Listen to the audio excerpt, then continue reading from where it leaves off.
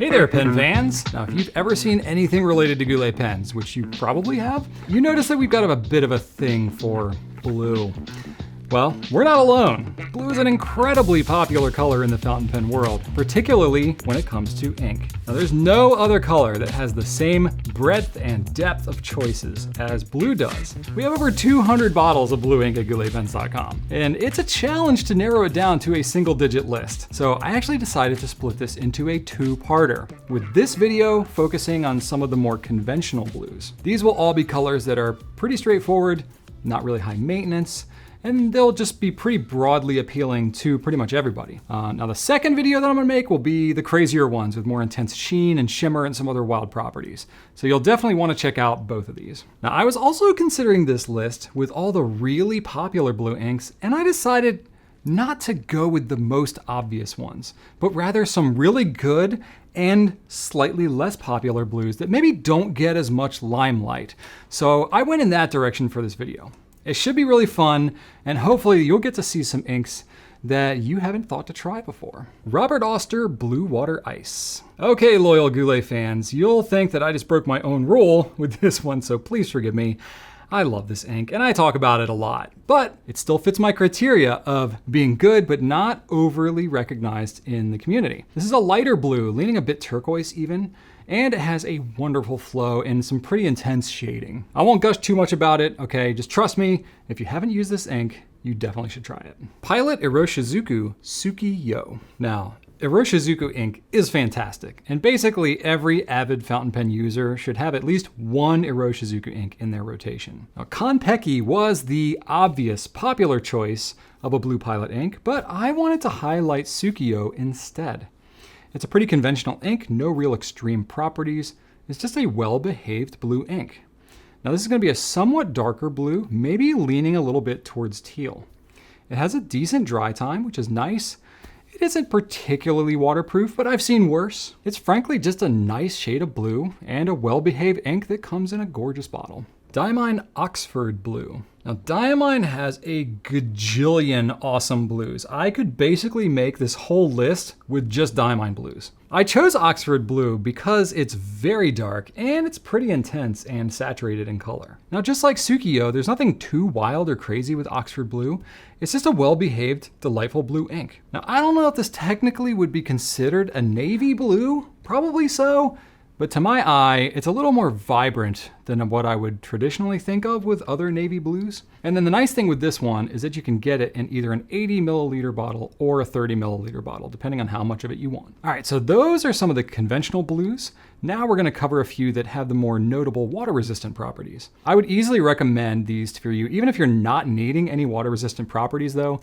They're all still just really solid ink choices. Noodler's Blue Upon the Plains of Abraham. So this is an ink that's actually been around for a while, but it was a retailer exclusive with a Canadian pen retailer for a while. Then it opened up to all Canadian retailers. But just this October 2024, it became regularly available to US retailers. Now it's meaningful to me because the Plains of Abraham is in the heart of Quebec City in Canada.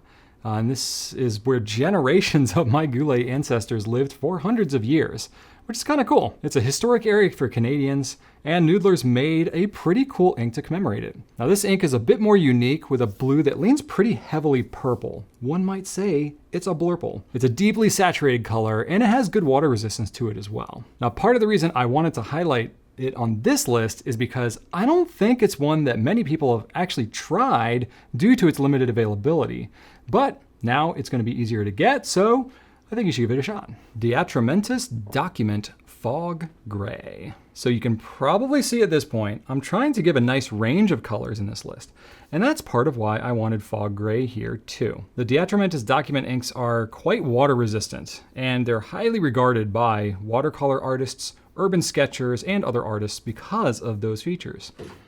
Now Fog Gray is a blue that leans kind of a purpley gray, and it dries fast and it really stays put.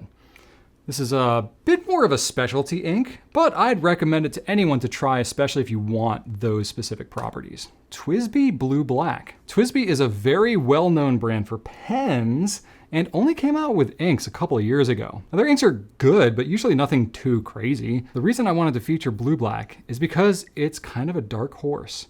Blue-Blacks are often just sort of a conventional navy blue ink, but this one is actually an iron gall formulation with surprisingly good water resistance and dry time. Now, some iron gall inks are considered higher maintenance, and it still takes some consideration when using this one, but it's a modern formulation of iron gall that frankly doesn't really behave much differently in a pen than a conventional ink would. It's a decent ink, and I think one that you should try if you maybe wanted to try a TWSBI ink. It also comes in a pretty cool looking frosty bottle. Sailor Seiboku. The final color on this list is from an incredibly well-respected ink brand, Sailor. Now they make a truckload of different colors, many of them blues, and there are a bunch of good ones, but Seiboku is interesting because it's a pigmented ink. Now what exactly does that mean? It has very fine pigment particles in it, which increase its water resistance and its UV resistance. And it does a better job writing on very ink-resistant papers because those pigments are going to dry on top of the page instead of soaking in like dye would. Now Sailor makes a couple of different pigmented blue inks, but I like this shade, so that's why I'm shouting it out. The bottle is also very clean and attractive, just kind of like Pilot, but a different look. Now keep in mind, we have the full bottles of these colors at Goulet Pens, but we also sell ink samples. In fact, we've assembled an ink sample package set with these colors in it to make it easier for you to try them all, and that's linked in the description. You can see these and literally hundreds of others on gouletpens.com. And you can compare them with our Swab Shop tool. You can read reviews and get inspired by other great colors that we have there. Whatever you do, just keep enjoying your pens and ink, and don't be afraid to go a little outside of your comfort zone with ink choices. It can really open up a whole new level of enjoyment in your writing experience. Thank you so much for watching this, and I can't wait to see you on the next video. Right on.